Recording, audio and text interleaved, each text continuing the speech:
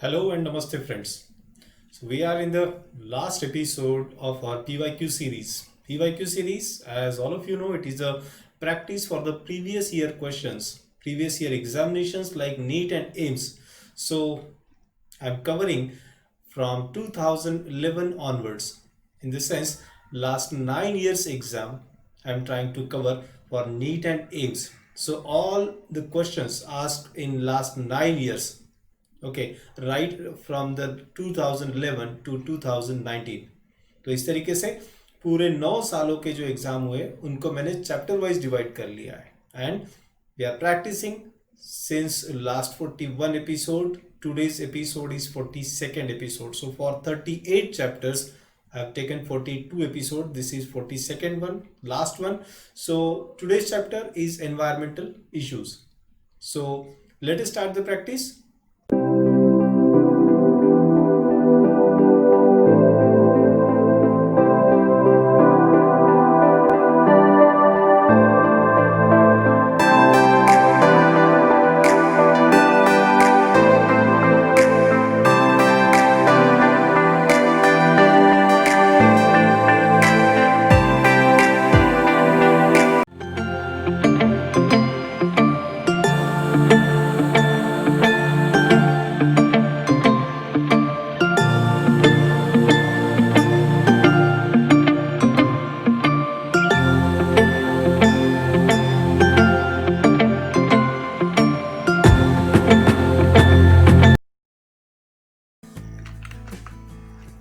So here is the first question on your screen.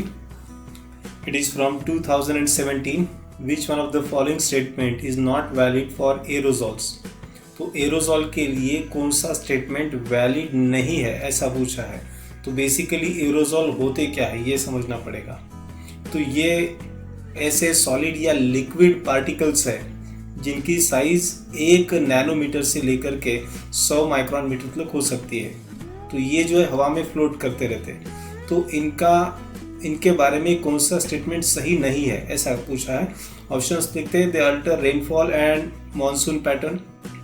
तो rainfall और monsoon pattern बिल्कुल ये उस पर अफेक्ट करेंगे, ठीक है, क्योंकि लिक्विड होने की वजह से या फिर सॉलिड होने की वजह से, अगर सॉलिड है तो क्लाउड फॉर्मेशन के लिए इनकी मदद हो सकती है। तो बिल्कुल जायज़ बात है कि ये रेनफॉल को अफेक्ट कर सकते हैं। तो ये तो वैलिड हो गया, इसे नॉट वैलिड नहीं बोल सकते। Second, they cause increase agriculture productivity. अब ये समझना होगा, अब अगर ये एरोजॉल सॉलिड है और वो अगर लीफ के सरफेस पर अगर एक्यूमुलेट हो जाते हैं तो वो फिर सनलाइट को इंटरफेयर करेंगे।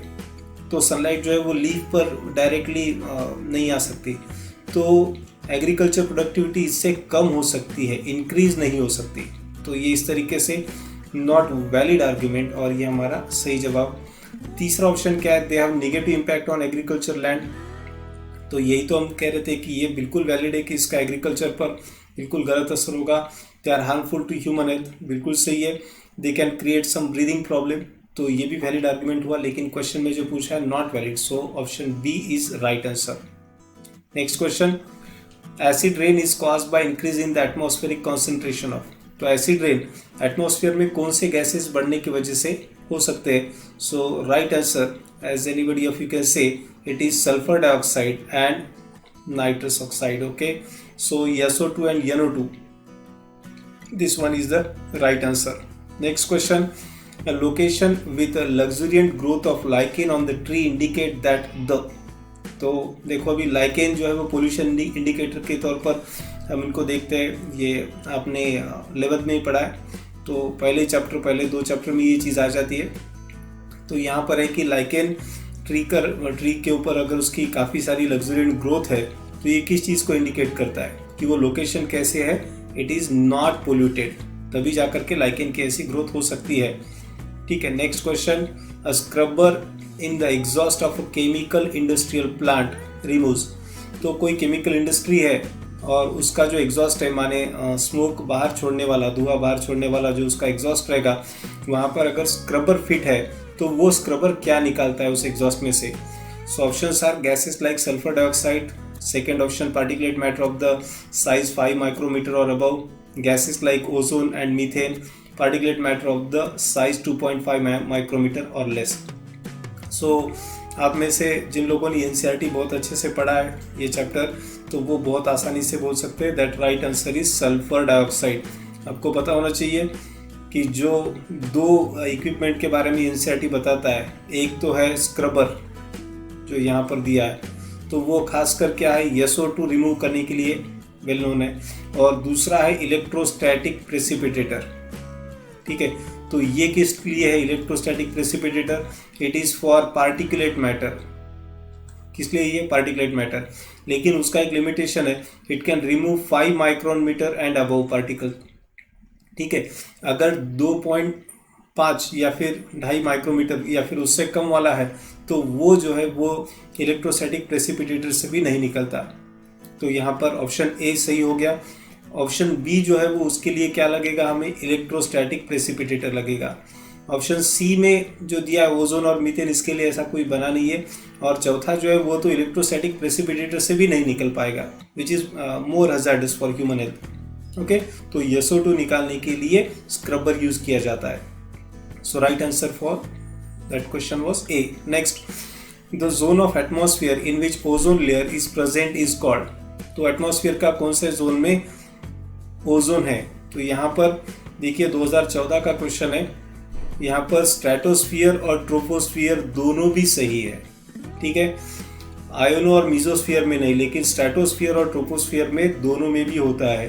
तो यहाँ पर गुड ओजोन बैड ओजोन अगर दिया होता तो ये थोड़ा सा टारगेटेड क्वेश्चन हो सकता था, जो कि उन्होंने नहीं दिया है। तो यहाँ पर स्ट्रेटोस्फियर के लिए होता तो हम शायद ठीक से कह देते। तो स्ट्रेटोस्फियर का ओजोन जो होता है वो गुड ओजोन होता है। ठीक है, और जो नीचे वाला जो जोन है दैट इज ट्रोपोस्फियर, माने अर्थ से लग के जो है वो है बैड ओजोन। ठीक है, तो ये ओजोन के कई सारे डिलीटीरियस अनवांटेड इफेक्ट हो सकते हैं। अब अगर थोड़ा सा इसके बारे में अगर डिस्कस करते हैं, तो सपोज ये ऐसा अर्थ का सरफेस हम बता रहे, तो ये पोलर रीजन और ये हो गया इधर का इस तरीके का इक्वेटोरियल रीजन। तो स्ट्रेटोस्फियर की हाइट जो है वो कांस्टेंट नहीं है, तो वो कैसे है कि इस तरीके से वो इसे बढ़ते जाती है।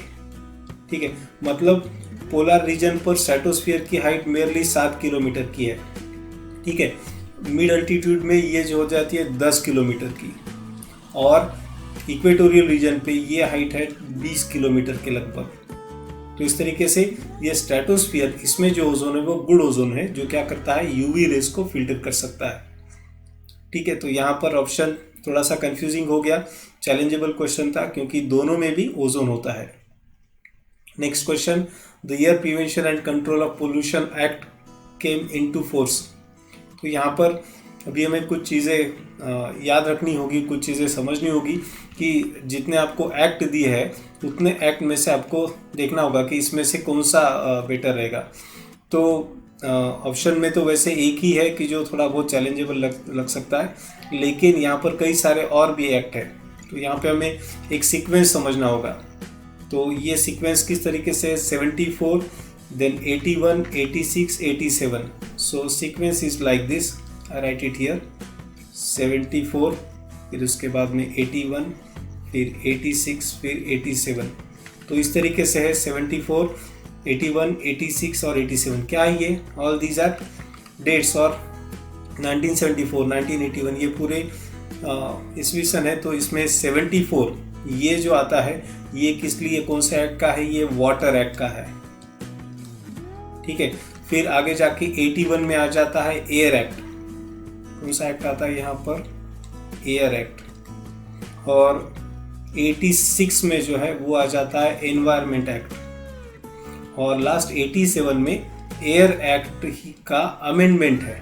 अमेंडमेंट माने दुरुस्ती की गई थी उसमें, तो उसके साथ अमेंडमेंट के साथ इसमें नॉइज भी इंक्लूड कर दिया एयर पोल्यूशन के साथ। तो यहाँ पर एयर एक्ट की बात हो रही है। ये जो prevention and control of pollution है ये ब्रैकेट वाली चीज़ है।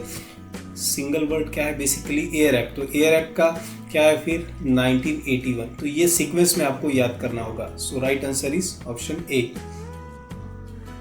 Next question, which one of the following is not correct as regard to the harmful effects of particulate matter of the size 2.5 micrometer or less। तो not correct पूछ रहा है फिर एक बार। ठीक है, गलत क्या है?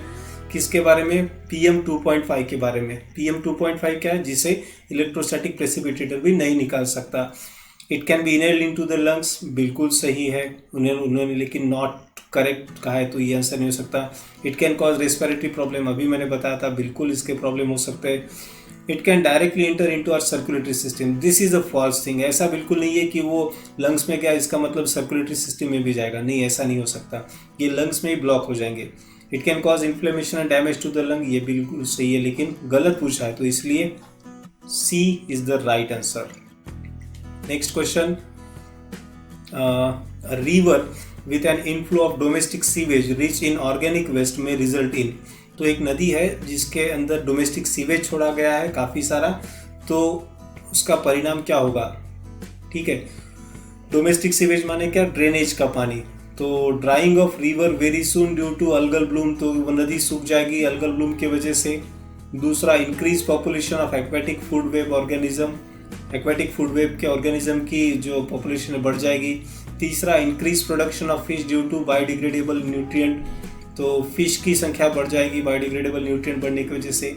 या फिर लास्ट का, death of fish due to lack of oxygen. तो ये लास्ट वाला बिल्कुल सही आंसर है। क्यों? तो सोचने वाली बात है कि अगर सीवेज छोड़ा जाता है किसी नदी में बहुत ज़्यादा मात्रा में, डोमेस्टिक सीवेज, तो उससे क्या होगा? न्यूट्रिएंट बढ़ जाएंगे, और न्यूट्रिएंट बढ़ने की वजह से क्या होगा? वहाँ पर अल्गल ब्लूम हो जाएगा। ठीक है, अब अल्गल ब्लूम माने क्या होता है? अल्गल ब्लूम क्या होता है? इससे अलगी जो है वो पूरा वाटर सरफेस को कवर कर लेती है, और उसके वजह से जो एयर से जो ऑक्सीजन पानी में मिक्स होता है उसके लिए एक इम्परवियस ऐसी लेयर बन जाती है अलगी की, और उसके वजह से डिजॉल्व ऑक्सीजन कम होता है। अब डिजॉल्व ऑक्सीजन अगर पानी में का कम हो गया तो जाहिर सी बात है उसमें की जो फिश है उनकी मॉर्टेलिटी ज़्यादा हो जाएगी। So death of fish due to lack of oxygen is the right answer. ठीक है, so D was the right answer. Next question, high value of BOD indicates that, what is this BOD? Biological oxygen demand. ये क्या है, क्या indicate करता है ये? तो हमें समझना होगा कि BOD है क्या। देखिए, अगर पानी में ऑर्गेनिक मैटर होता है तो उसका ऑक्सीडेशन करने के लिए या फिर होने के लिए काफ़ी सारा ढेर सारा ऑक्सीजन लगेगा। अब अगर कोई पानी में इस तरीके का ऑर्गेनिक मैटर है ही नहीं, बिल्कुल भी नहीं है, तो ऑक्सीजन की ज़रूरत है क्या? नहीं। तो ऑर्गेनिक मैटर का होना क्या बताता है? कि वो वाटर पोल्यूटेड है, और ऑर्गेनिक मैटर का ना होना क्या बताता है? कि वो water free from the pollution, उसमें पोल्यूशन नहीं हुआ, ये कह सकते हैं। तो BOD क्या इंडिकेट कर रहा है? डायरेक्टली वो इंडिकेट कर रहा है कि कितनी मात्रा में उसमें डोमेस्टिक सीवेज या फिर सीवेज छोड़ा गया है, मतलब वो उसका प्यूरिटी का इंडेक्स हो गया। तो हाई वैल्यू ऑफ BOD की बात हो रही है, मतलब BOD ज़्यादा है, इसका मतलब उसमें ऑर्गेनिक मैटर ज़्यादा हो गया। ऑप्शन क्या है? Water is highly polluted, second, water is less polluted, third, consumption of organic matter in the water is higher by the microbe, and last, water is pure। तो क्या होगा? Option A will be the right answer, water is highly polluted because high value of BOD, isn't it? दूसरे का तो कोई chance नहीं है। तीसरा, consumption of organic matter in the water is higher by the microbe, ऐसा है क्या कि माइक्रोब ज़्यादा उसमें खाने वाले, ऐसा कुछ है क्या? नहीं, ये उनकी फीडिंग टेंडेंसी की बात नहीं कर रहा है। ठीक है, ये उसमें जो ऑर्गेनिक मैटर है उसकी बात करता है। Next one, eutrophication of water bodies leading to the killing of fishes is mainly due to non availability of. तो यूट्रॉफिकेशन क्या चीज़ है? यूट्रॉफिकेशन, ये इसे हम कहते हैं न्यूट्रिएंट एनरिचमेंट, मतलब किसी पानी में अगर न्यूट्रिएंट बढ़ने लगते हैं, न्यूट्रिएंट एनरिचमेंट। ठीक है, तो ये न्यूट्रिएंट एनरिचमेंट को हम क्या कहते हैं? यूट्रॉफिकेशन। तो इस तरीके से अगर पानी में न्यूट्रिएंट बहुत ज़्यादा हो जाते हैं, जैसे अभी हमने देखा था पिछले क्वेश्चन में, तो उसके वजह से क्या होगा? अलगी की ग्रोथ हो जाएगी, और फिर अलगी सरफेस कवर कर लेंगे तो ऑक्सीजन नहीं होगा। तो किस चीज़ का नॉन अवेलेबिलिटी है? Light, essential mineral, oxygen, food, it is oxygen. ठीक है, बिल्कुल रिलेटेड क्वेश्चन थे। Next one, in an area where DDT has been use extensively the population of bird declined significantly because. तो एक एरिया है जहाँ पर DDT जो कि एक पेस्टिसाइड है उसका बहुत ज़्यादा एक्सटेंसिव यूज़ हो गया, तो वहाँ पर बर्ड्स की पॉपुलेशन कम होती जाती है। तो ये ऐसा क्यों? बर्ड स्टॉप लेंगे, तो यहाँ पर हमें एक चीज़ समझनी होगी कि DDT ये जो पेस्टिसाइड है, ये पेस्टिसाइड खासकर बर्ड्स में कैल्शियम मेटाबॉलिज्म में बड़ा ही निगेटिव रोल प्ले करता है। अब देखिए, बर्ड्स की जब हम बात करते हैं तो बर्ड्स और रेप्टाइल दोनों में बेसिकली जो एग होता है, एग के सराउंडिंग में कैल्शियम का लेयर होता है।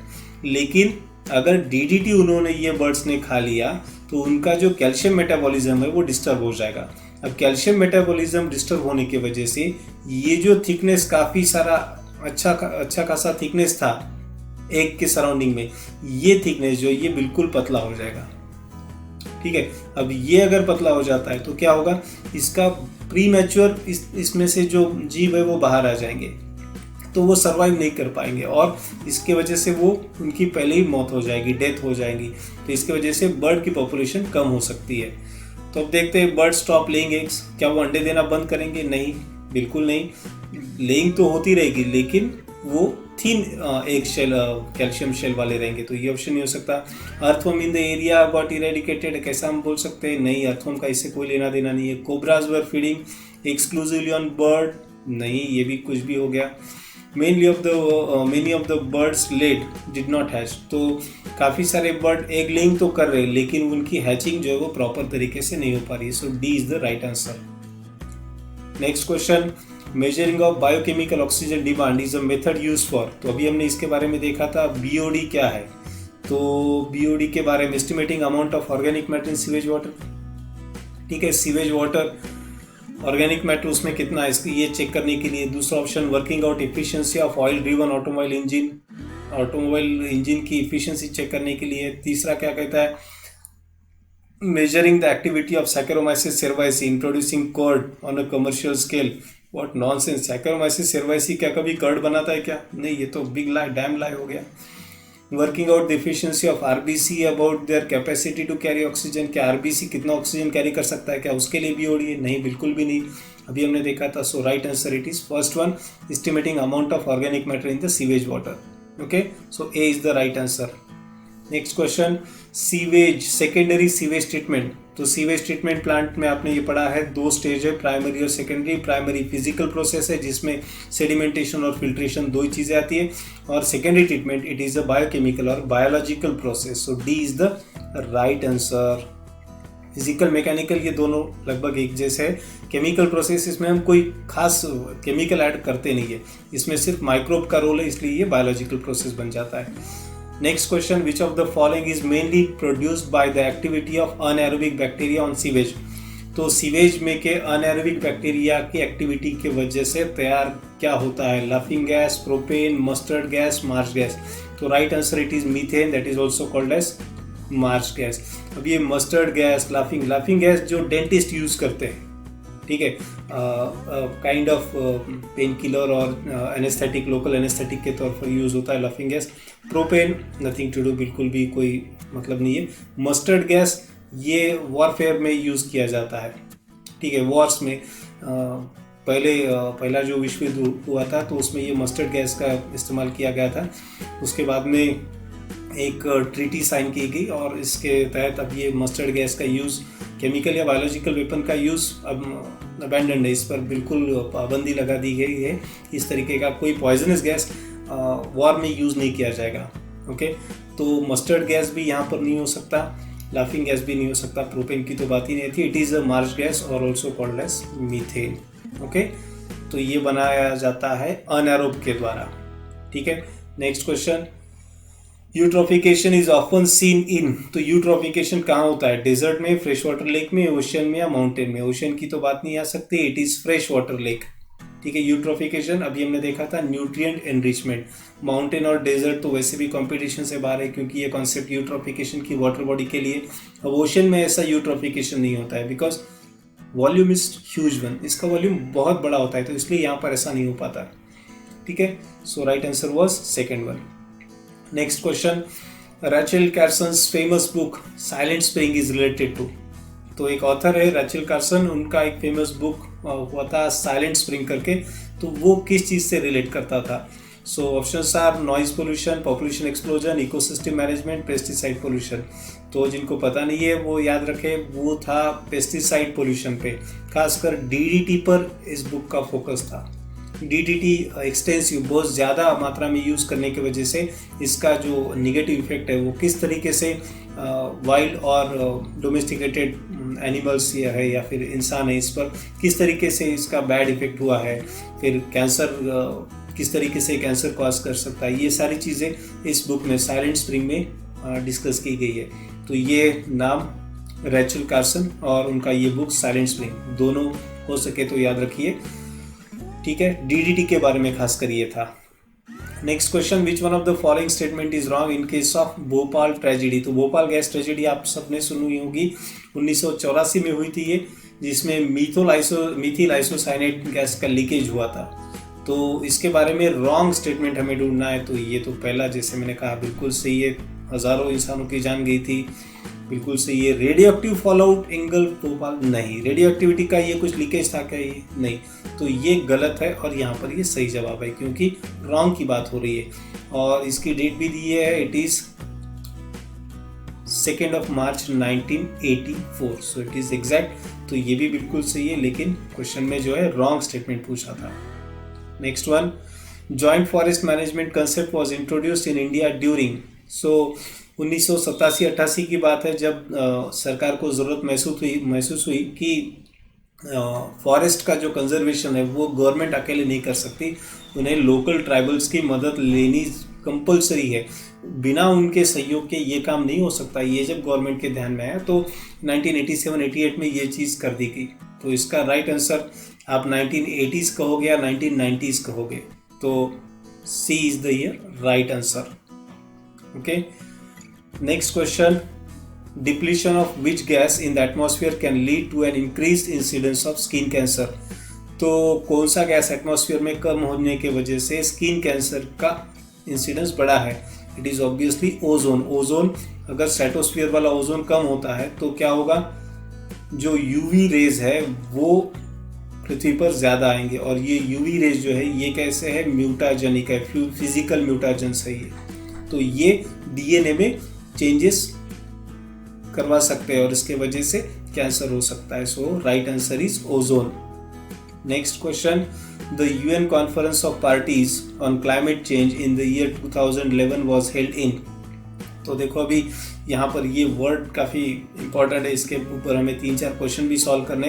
कॉन्फ्रेंस ऑफ पार्टीज, इसका शॉर्ट फॉर्म इस तरीके से लिखा जाता है, COP, capital C small o capital P।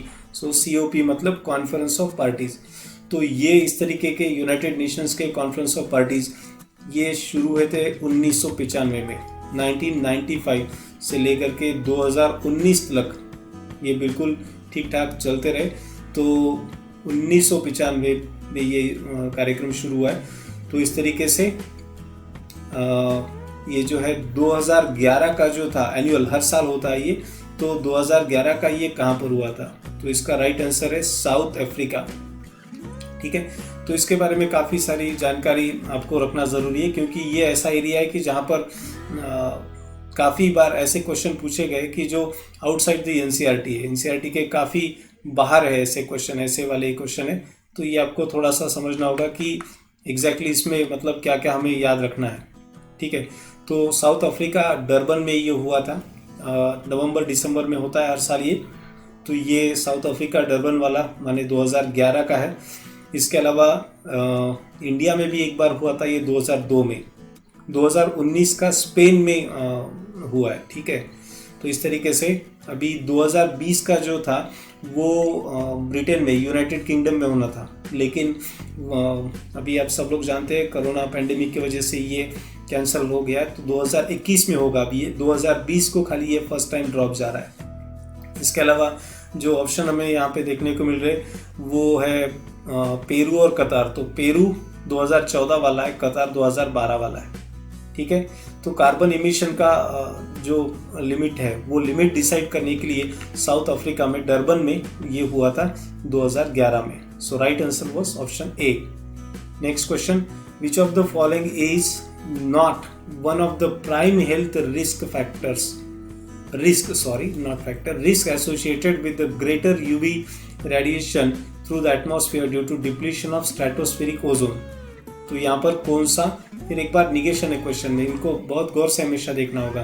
कि नॉट है या नहीं है, तो यहाँ पर नॉट है, तो यूवी रेडिएशन के वजह से कौन सा रिस्क नहीं है, ऐसा है तो इम्यून सिस्टम रिड्यूस होना, damage to eyes, increase liver cancer, increase skin cancer, so obviously increased liver cancer is the right answer. तो ऐसा अभी तक कोई पुख्ता सबूत नहीं मिला है कि यूवी रेडिएशन की वजह से लीवर कैंसर होता है, ठीक है।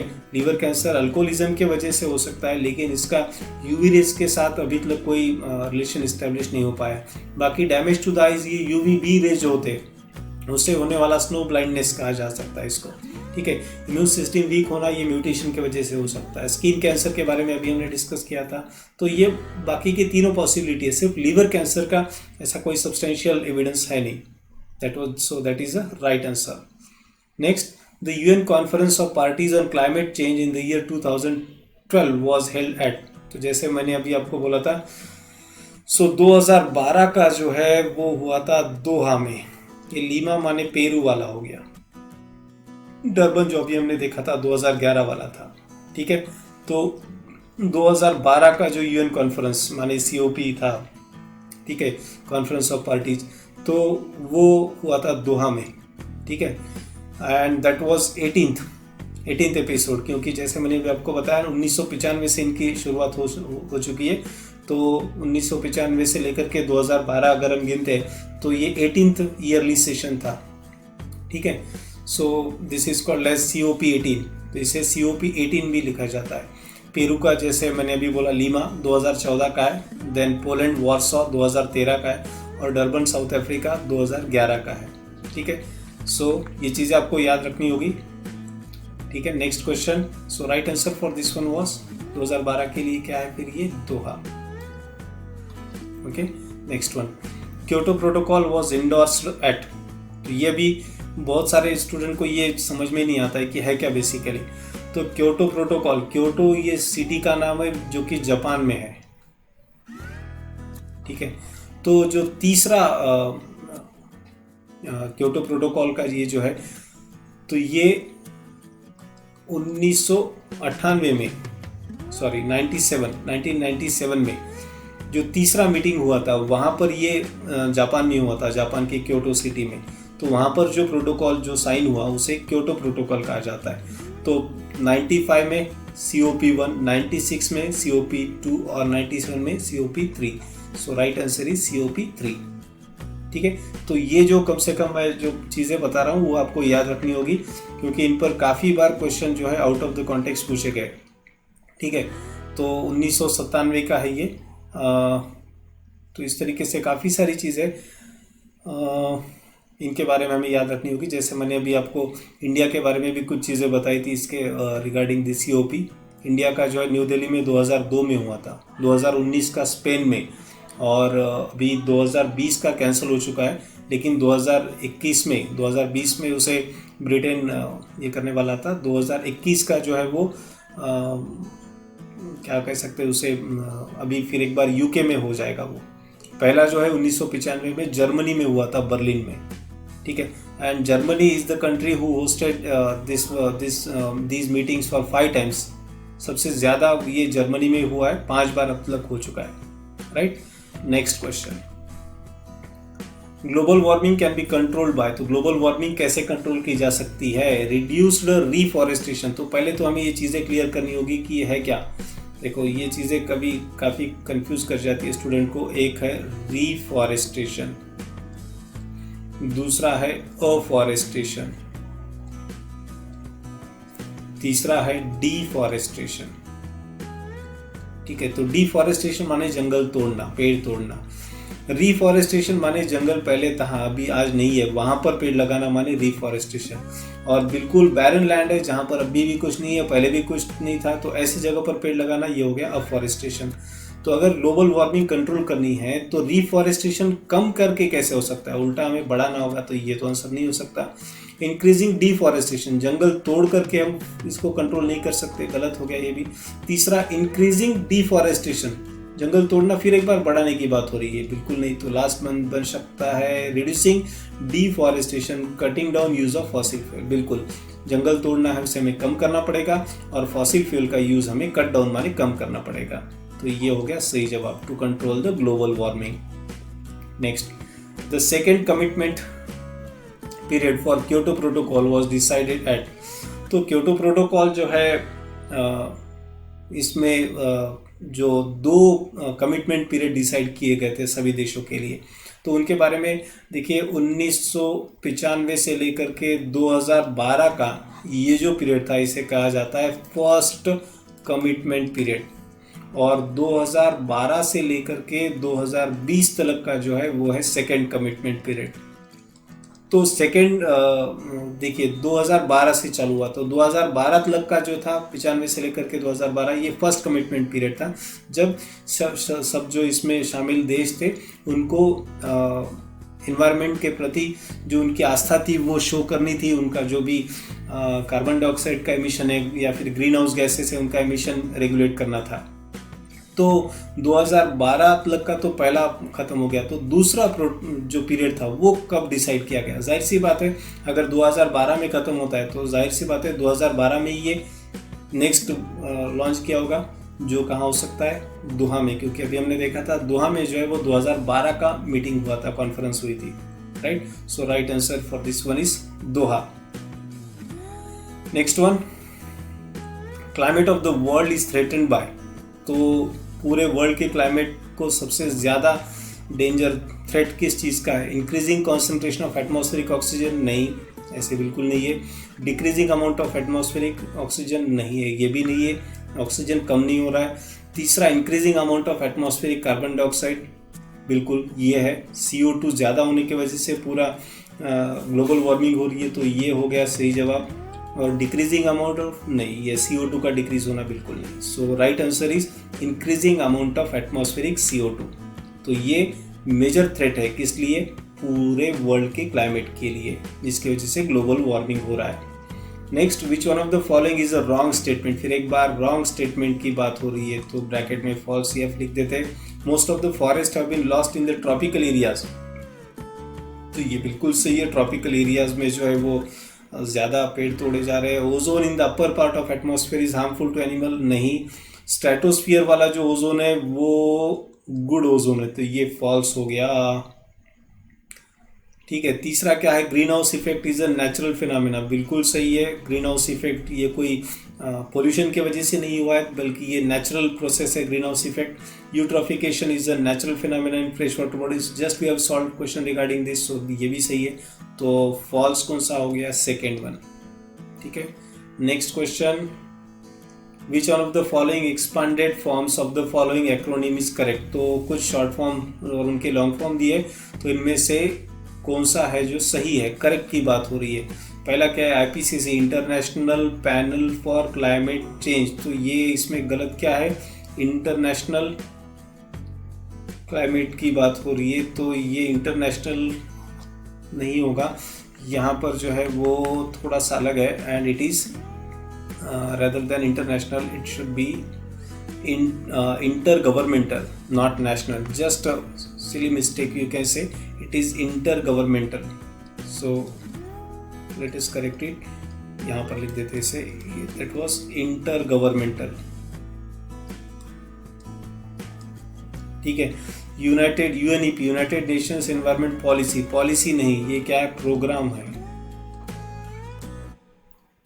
EPA, environmental pollution agency, environmental pollution agency है क्या ये? नहीं, it is environmental protection agency, not pollution. Pollution नहीं, ये क्या चाहिए यहाँ पर? प्रोटेक्शन चाहिए, ठीक है। Last, IUCN, international union for conservation of nature and natural resources, ये बिल्कुल सही है। जो देखिए लगता है कि ये गलत है, क्योंकि यहाँ पर 2 बार नेचर, मतलब एक बार नेचर एक बार नेचुरल आ रहा है, लेकिन इधर जो है एक ही एन दिख रहा है, तो देखने पर ऐसा लगता है कि ये बिल्कुल नहीं हो सकता आंसर, लेकिन आंसर तो यही सही है, ठीक है। So you have to remember all these things. Next question, which one of the following pair of gases are the major cause of green house effect. तो ग्रीन हाउस इफेक्ट के लिए मेजर कॉज कौन है? So these are CO2 and N2O, तो ये है 2 major. तो इसमें CO2 का परसेंट कितना है? 60% है। कितना है? 60%। और N2O की अगर बात करते हैं तो वो आ जाता है 6%, ठीक है। ये है मतलब ग्रीन हाउस गैसेस में उनका कंट्रीब्यूशन कितना है। तो CO2 का कंट्रीब्यूशन ग्रीन हाउस गैसेस में, उनके अमंग कितना है CO2 का 60 और N2O का 6%। ठीक है, और इसके बारे में कुछ क्वेश्चन आने वाले आगे। Good ozone is found in the, तो गुड ओजोन कहाँ पर है, it is stratosphere.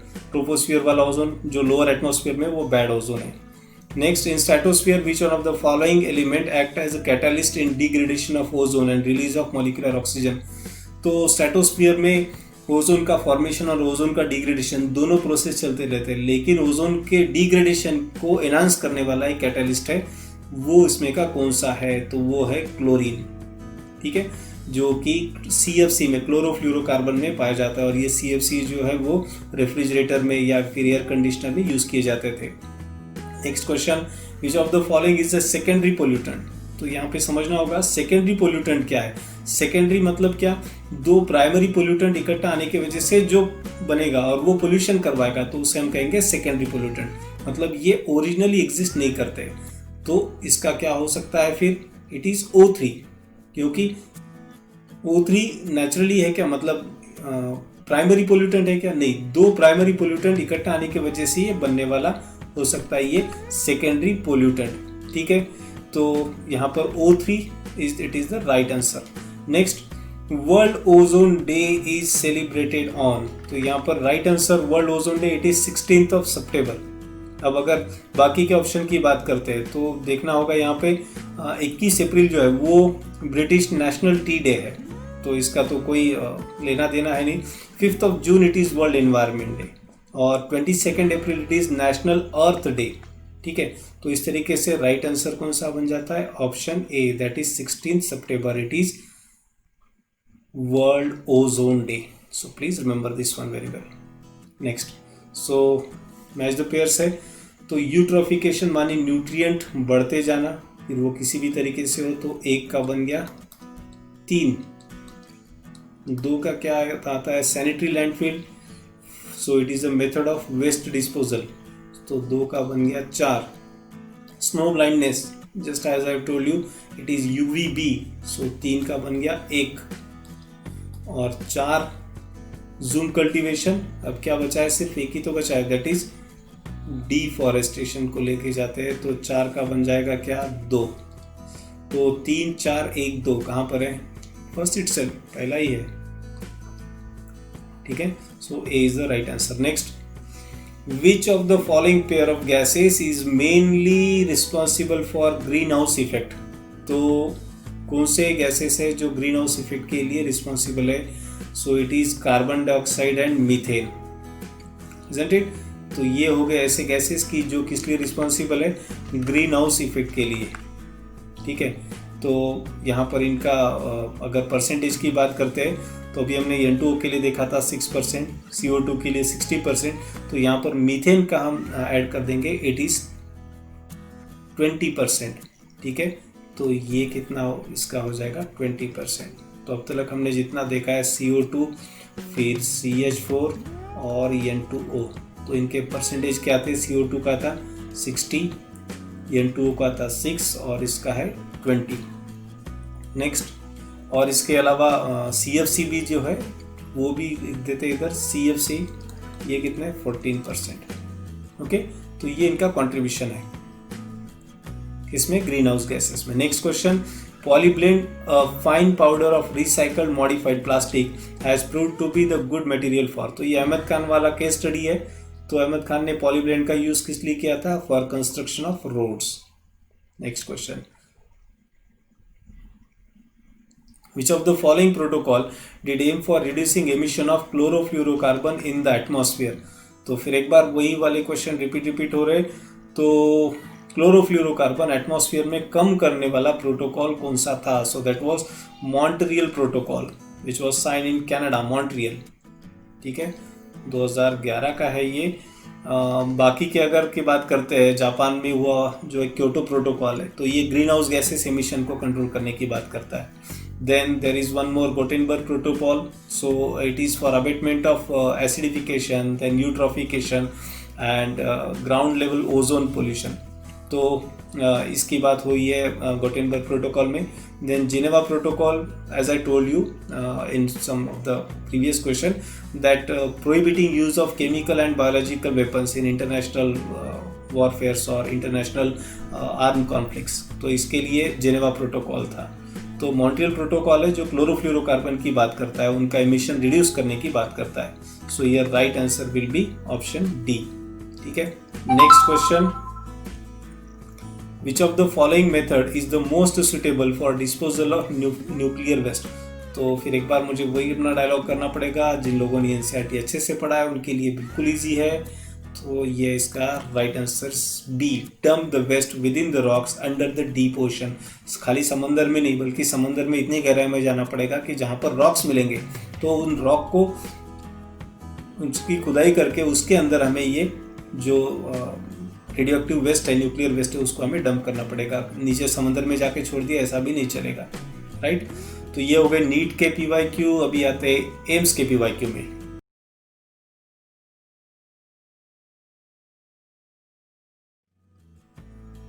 Here is the first question from AIIMS PYQ.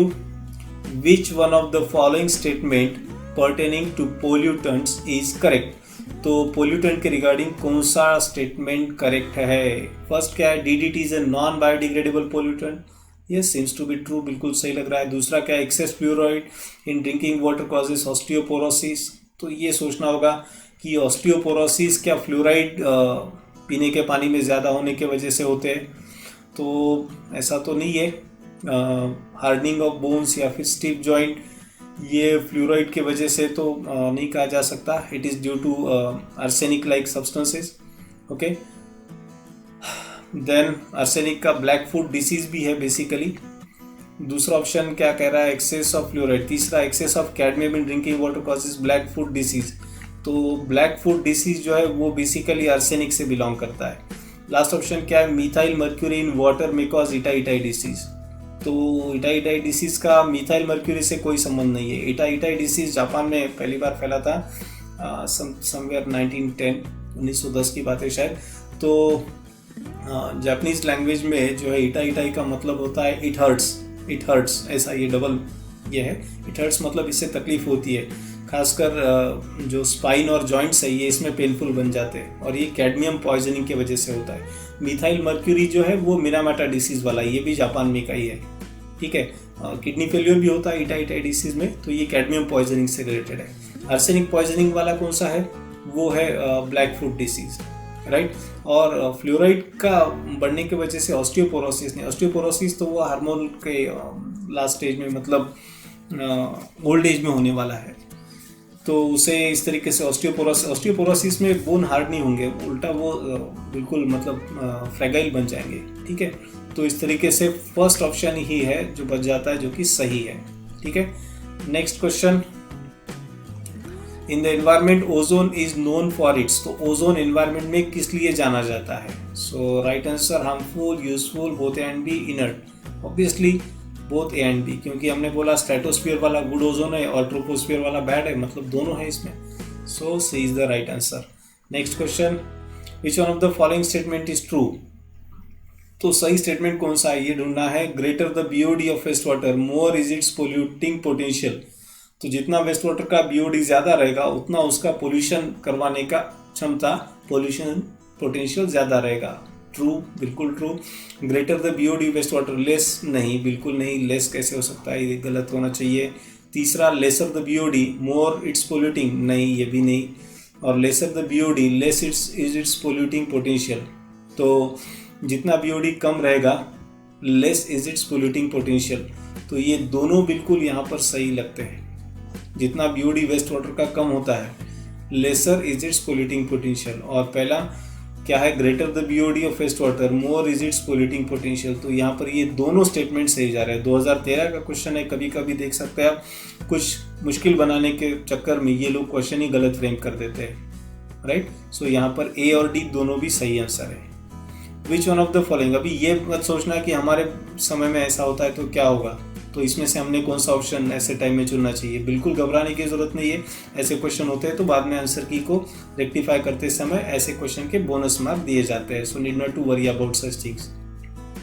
Which one of the following pair is mismatch. Mismatch कौन सा है? Fossil fuel burning, release of CO2, so it is true, बिल्कुल भी mismatch नहीं है। Nuclear power, radioactive waste, ये भी सही है। Solar energy, green house effect, नहीं। सोलर एनर्जी माने जो सोलर प्लेट यूज़ करके आजकल हम देखते हैं कि सनलाइट एनर्जी का यूज़ करके इलेक्ट्रिसिटी जनरेट की जा रही है, तो इसके वजह से ग्रीन हाउस इफेक्ट नहीं होगा, तो ये हो गया मिसमैच, मैंने हमारा सही आंसर। ये सही आंसर नहीं हो सकते। Biomass burning, release of CO2, बिल्कुल ये भी सही है। सही है मतलब आंसर सही नहीं है, मैच करेक्ट है, लेकिन हमें क्या चाहिए यहाँ पर? मिसमैच चाहिए था। Next one, the two gases making the highest relative contribution to the greenhouse gases, तो सबसे ज़्यादा कंट्रीब्यूशन किसका है? तो अभी हमने देखा था CO2 कितना था, फिर एक बार लिख देते हैं 60%, फिर मीथेन था 20%, फिर जो है CFC था 14%, और लास्ट में 6% वाला N2O था। तो यहाँ पर CO2 तो कंपलसरी है और उसके साथ में CH4 ले लेते हैं, ठीक है। Next question, a lake near the village suffered heavy mortality of fishes, तो एक लेक है जो एक विलेज के पास है, तो उसमें क्या हो गया? फिशेस की बहुत ज़्यादा मॉर्टेलिटी हो गई within few days. Consider the following reason, तो इसके लिए कुछ रीजन दिए 1 2 3 4। Lots of urea and phosphate fertiliser वे are used in the crop in the vicinity, तो नज़दीक के गांव में जो खेती है वहाँ पर ज़्यादा फॉस्फेट फर्टिलाइजर, यूरिया और फॉस्फेट फर्टिलाइजर यूज़ किए गए, ठीक है। ओके चलो ठीक है। The area spread with DDT by an aircraft, तो एरिया पे DDT जो है वो ज़्यादा स्प्रे किया गया, अच्छा ठीक है। Then the lake water turn green and stinky, अच्छा तो उस लेक का पानी हरा और बदबूदार हो गया, अच्छा ठीक है। Phytoplankton population in the lake declined initially thereby greatly reducing photosynthesis, अच्छा। और उसके बाद में क्या कहता है question, which two of the above were the main cause of fish mortality in the lake, तो उस लेक में फिश की बहुत बड़ी तादाद में जो मॉर्टेलिटी हुई उसके लिए चारों में से कौन से रीज़न हो सकते हैं? तो फिश की मॉर्टेलिटी कब होती है? जब उनको ऑक्सीजन नहीं मिलता है, और ऑक्सीजन कब नहीं मिलता है? जब अल्गल ब्लूम होता है। अल्गल ब्लूम कब होता है? जब यूट्रोफिकेशन होता है।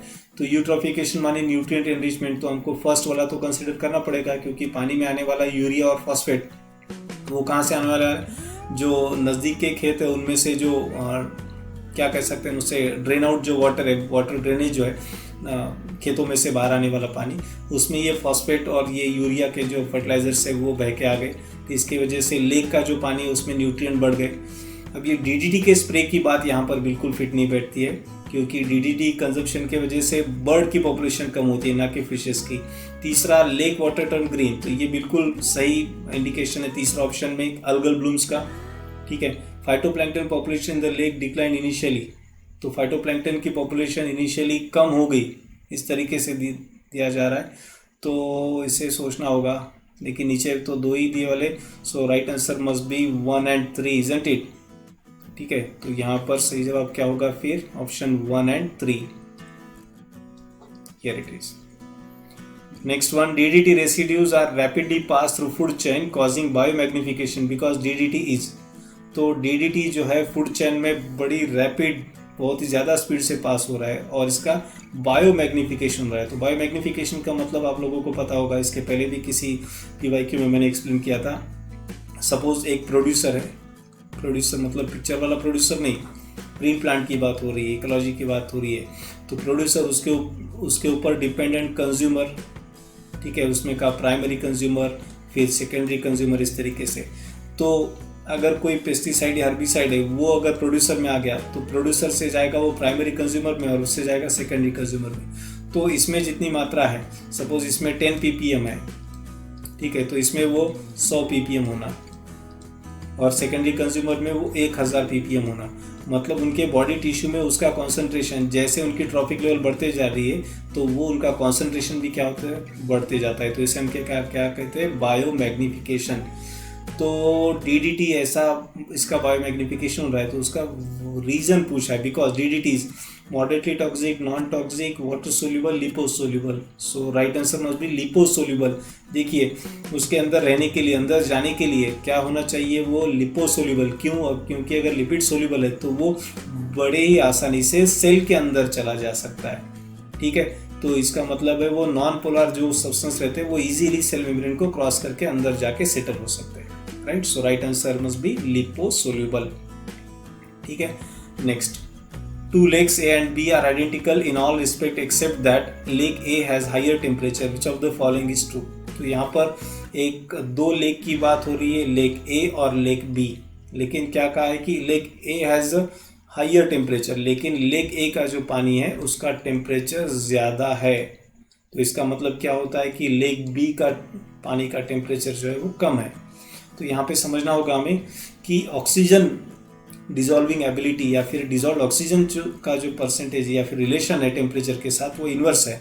ठीक है, मतलब dissolve oxygen I can say like this 1 temperature.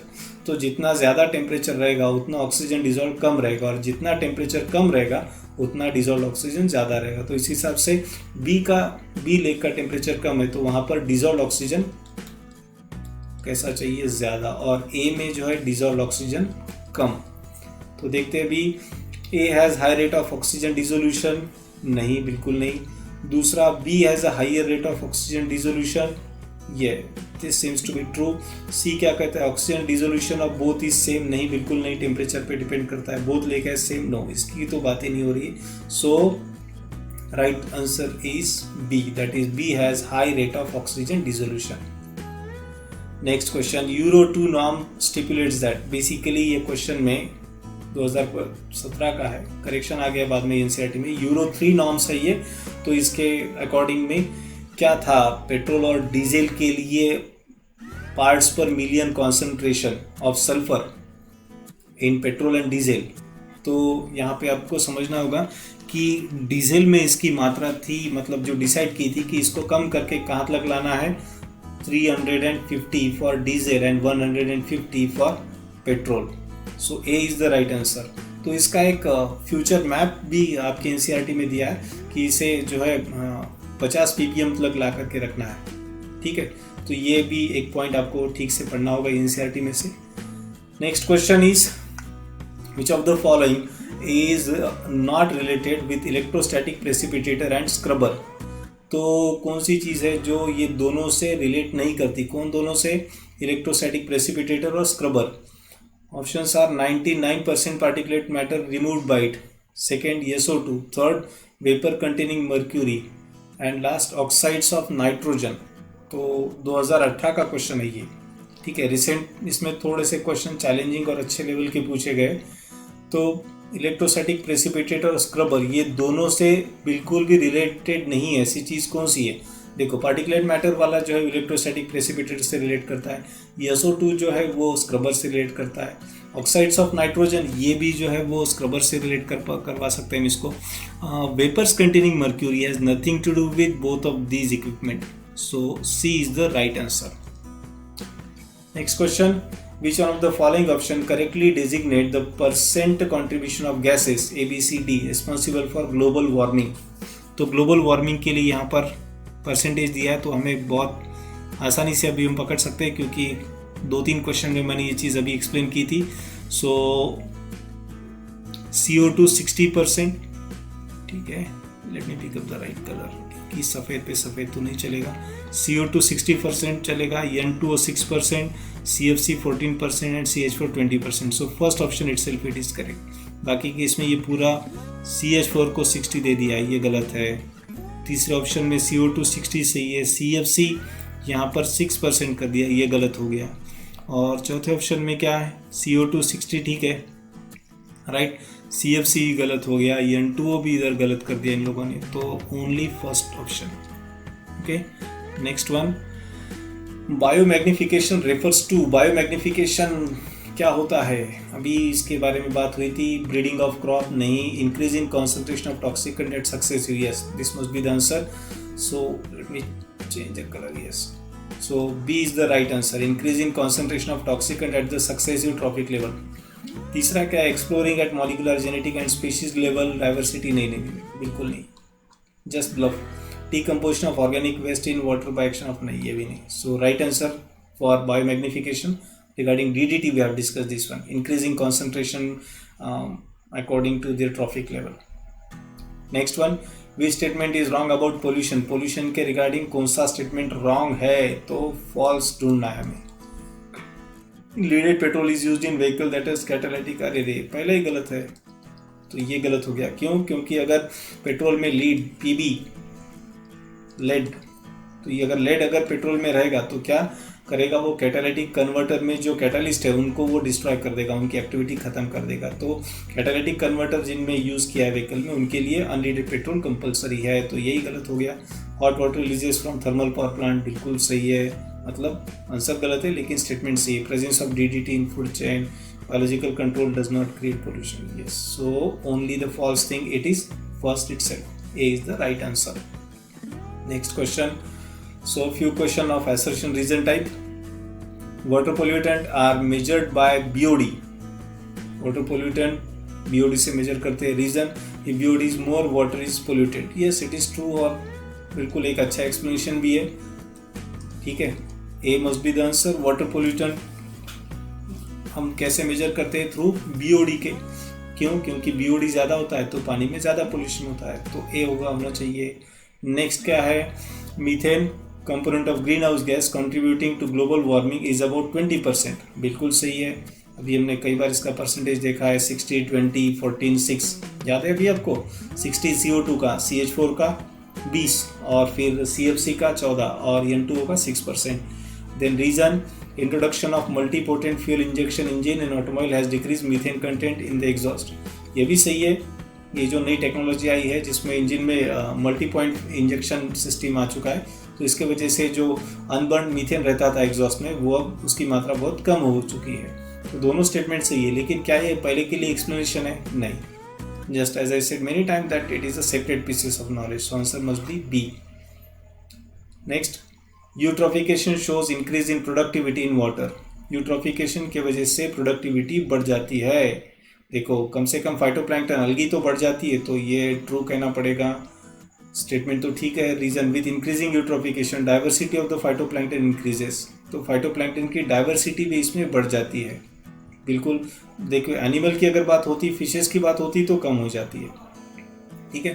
तो यहाँ पर हमें लेना होगा इसके लिए बी, क्योंकि रिलेशन तो कुछ भी नहीं है वैसा दोनों के बीच में, इसलिए ऐसे टाइम में जब दोनों दी हुई चीज़ें जो है मतलब बिल्कुल सही है लेकिन रिलेशन कुछ भी नहीं है, तो हमें क्या करना पड़ता है ऐसे, इसमें आंसर बी को पिकअप करना पड़ता है। और last, deforestation sequester CO2 from atmosphere, तो डिफॉरेस्टेशन CO2 जो है एटमॉस्फेयर से सिक्वेस्टर, सिक्वेस्टर का मतलब आपको पता नहीं होगा, आपको समझना होगा। सिक्वेस्टर माने पकड़ लेना, जो एटमॉस्फेयर में CO2 है उसको पकड़ के रखना, होल्ड करना, इसे कहते हैं सिक्वेस्टरिंग। तो डिफॉरेस्टेशन की वजह से एटमॉस्फेयर के CO2 की क्या सिक्वेस्टरिंग हो रही है? उल्टी नहीं हो रही है, क्योंकि जो पेड़ कार्बन डाइऑक्साइड को पकड़ के रखते थे उनके बायोमास में, वो नहीं हो रहा है, तो ये असर्शन ही गलत हो गया। अब नीचे का ऐसे इसमें देखने की जरूरत ही नहीं बचती, क्योंकि जब असर्शन रॉन्ग होता है आंसर मस्ट बी डी। फिर भी देख लेते हैं, सेकंड वैसे भी रॉन्ग होना चाहिए। Global warming is beneficial for plants and human health, global warming beneficial कैसे? इट इज अ रॉन्ग, ठीक है। ग्लोबल वार्मिंग बेनिफिशियल कुछ मतलब ठीक है, लेकिन आज के डेट में ग्लोबल वार्मिंग, देखिए ग्रीन हाउस इफेक्ट बेनिफिशियल ठीक है, ग्लोबल वार्मिंग बेनिफिशियल नहीं कहा जा सकता, तो ये भी गलत हो गया। So answer is D as I told you. So here we are at the end of this session, ठीक है। तो आज के सेशन में अभी हमें यहाँ पर रुकना पड़ेगा। So with this question we have completed total 38 chapters. Okay, so see you tomorrow in next test series for NEET 2020. Till then, have a nice time. Friends, ये था आज का environmental issues, ये जो लास्ट चैप्टर है इस पे का PYQ। इसी तरीके से हम आगे भी प्रैक्टिस जारी रखेंगे। अभी PYQ हो गया है, मतलब सब कुछ खत्म हो गया ऐसे नहीं कह सकते। इसके बाद भी अभी और एक टेस्ट सीरीज शुरू करने जा रहा हूँ मैं। So soon we are going to meet over that test series. और last time that was corona test series, okay, जिसमें हमने चैप्टर वाइज टेस्ट लिए थे। अभी हम ऐसे करते हैं कि दो दो चैप्टर को मिला करके एक एक टेस्ट लेते हैं, ओके। सो टेस्ट सीरीज अभी यहाँ से आगे चलेगा। सो ये था आज का एनवायरमेंटल इश्यूज चैप्टर पे का PYQ सेशन। ठीक है, तो day after tomorrow we are going to start the test series, the advanced test series for NEET 2020. Okay, till then have a nice time. Thank you very much.